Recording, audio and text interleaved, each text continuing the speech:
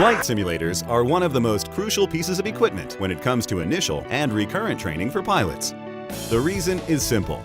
There are emergency situations that you can practice in a simulator that you cannot practice in a real aircraft. SimCom flight simulators employ the latest in technology to help train pilots for every circumstance. Safety, competence, and competence is what training is all about.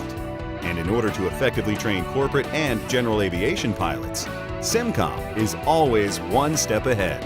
SimCom simulators meet or exceed industry standards for both full motion and visual motion systems.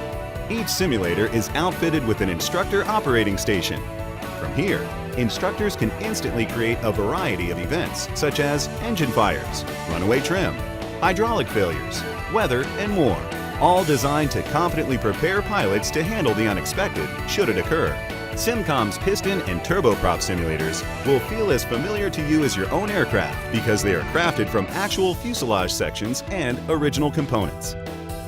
SimCom's advanced widescreen visual system technology delivers a realistic sensation of motion. And when it comes to business jet training, SimCom is second to none. Simulators for such aircraft as Learjet, Citation, Hawker, Beechjet, Falcon 20, Westwind, Dornier 328 jet, Eclipse, and many more are all equipped with state-of-the-art motion simulation technology and the latest computer animation. Indeed, when it comes to simulators, few can match the advanced technological capabilities of SimCom's fleet. In one of the state-of-the-art flight simulators which Qantas uses to train its pilots at its facility in Sydney.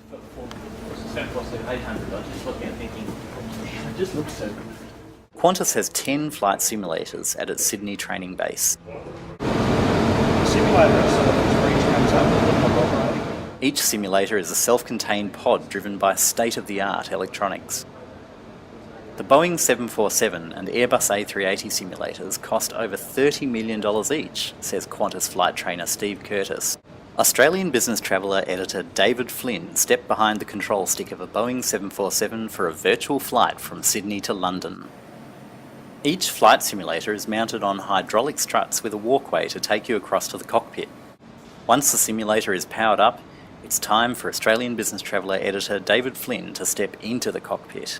The walkway retracts so the simulator can move freely on its hydraulic struts and faithfully reproduce exactly what a real 747 would do.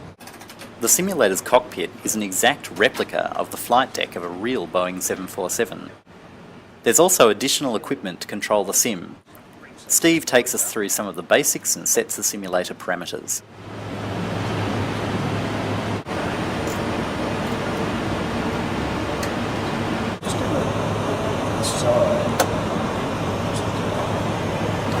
And then the other points are for your shoulder straps. Right. We'll be departing from Sydney's Kingsford Smith International Airport and landing at London Heathrow. So we'd normally start off with some taxiing, just getting used to the controls where everything's located. The scenery that's visible through the cockpit windows is amazingly lifelike. Yep. What it is, like to show you before we finish up with this, there are three large curved mirrors, concave mirrors. It's created using giant concave mirrors and multiple projectors mounted at the front of the bay.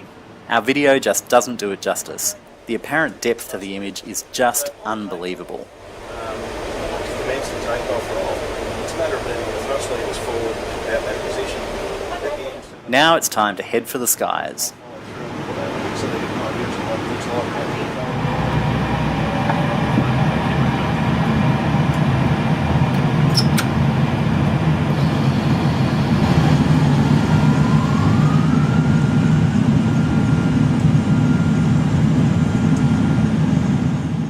Thankfully, our instructor has the controls and guides us down the runway and through a safe takeoff.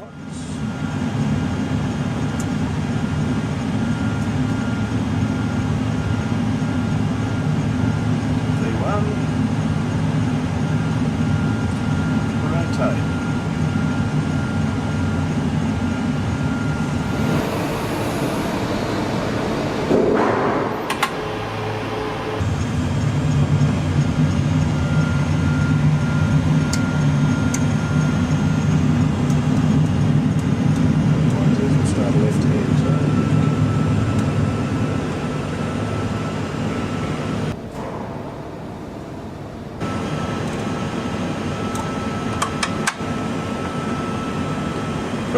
anyone who thinks this is easy needs to sit in one of these.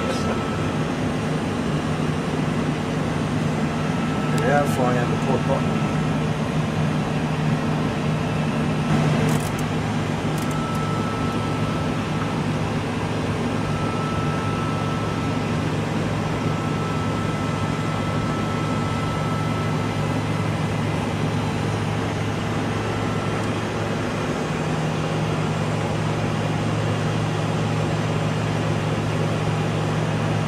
Oh, back to Queens level.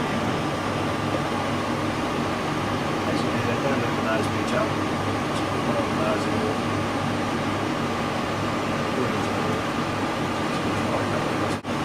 It's amazing. We can see Moore Park, we can see the Sydney Football Stadium, the city behind it. People have asked you to do barrel rolls or loop under the Harbour Bridge. Yeah, we get requests for it. It's not something we do. Not something we assume will be programmed. No. So, ladies and gentlemen, 3,600 feet on our left we have Sydney skyline, the Opera House, Sydney Tower. It's pretty amazing. The Harbour Bridge, it all looks so lifelike. Just pop the nose down a little bit. Start at the descent. Low landing here.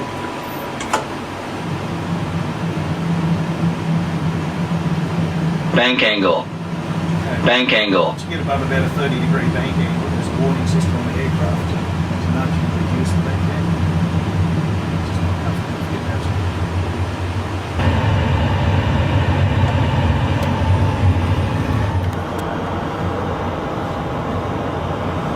Thames River. Radio altimeter.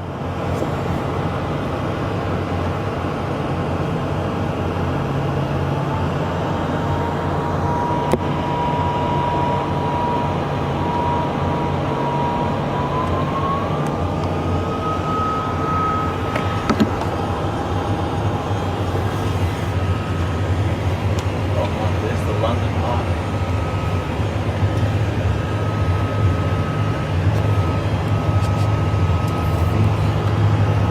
You talk about, excuse me, over here. Right, it's right by the river there. It's Westminster Avenue.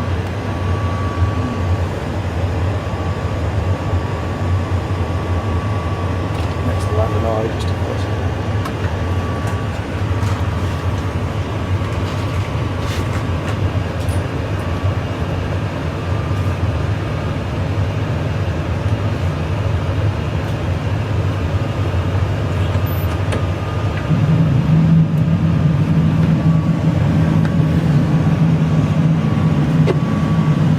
Righto, let's head for Heathrow. Okay.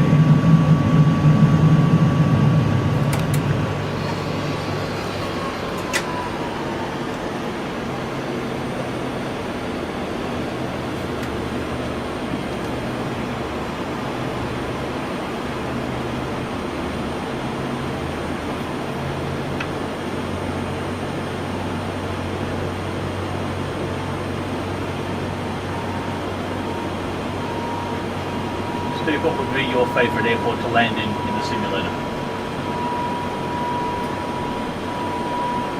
Queenstown. But the 747 is not approved going to Queenstown, which is quite spectacular. Really? You land there in winter in the middle of the snow? Yeah. The only aircraft we're taking there is the 737.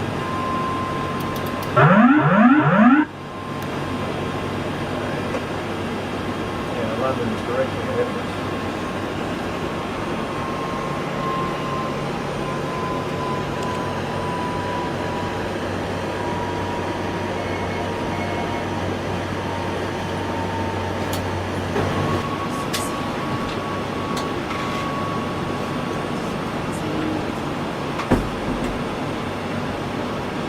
And you can change the weather in these with the flick of a switch.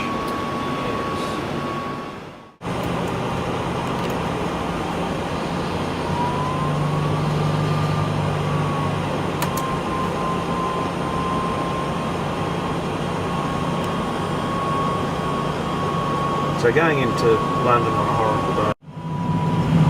Currently there's nothing on the screen, which is close to a pea super, I would imagine. It is a London day. There we go.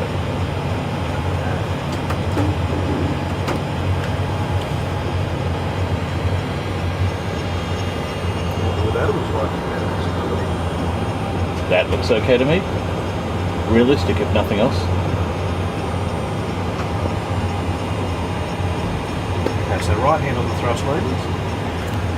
Even though the automatic pilot's engaged, you still need to be monitoring the aircraft and in the event of enemy flight. So far so good. There's our runway dead ahead.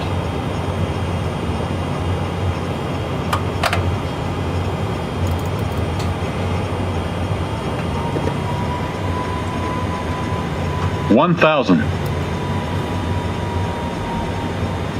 So how much of this landing is on autopilot? A whole lot. You can land a whole plane on autopilot. Absolutely. And in fact, it uses all three autopilots and a few other systems that are in behind the scenes to land the aeroplane. They've also set the brakes up so the brakes can bring the aircraft to a stop as well.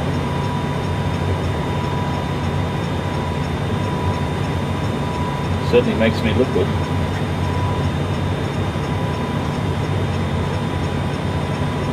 $500. So that's a final check to see that we're on the correct glide path and line up with the runway and the airspeed screen.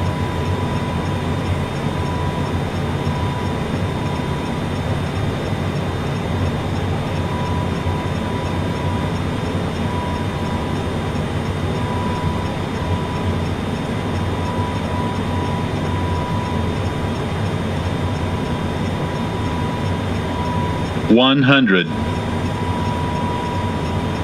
$50. $30. $20. $10.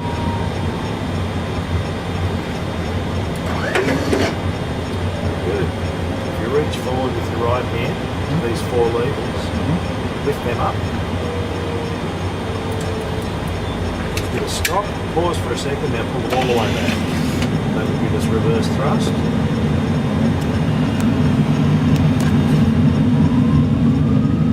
80 knots, you can start to place the reverse thrust levers back to that detail. Just pause there.